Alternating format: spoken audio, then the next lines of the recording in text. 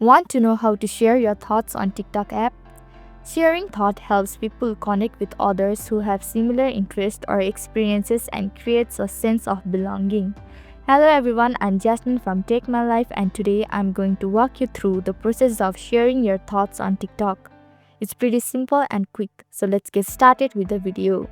Firstly, click on your TikTok app on your screen.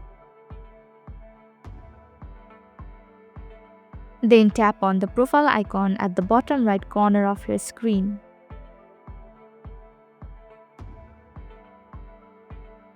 Now, tap on the note box right above your profile picture.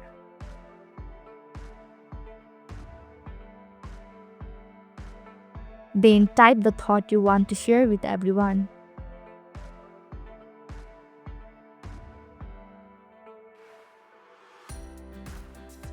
After writing the thought you want to share with everyone, tap on your story at the bottom.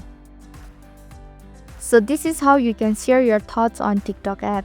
Thank you for watching Take My Life. Hope this video was helpful.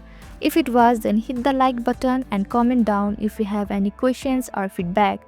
Also, if you are new to our channel, subscribe and hit the bell icon so that you don't miss our upcoming videos.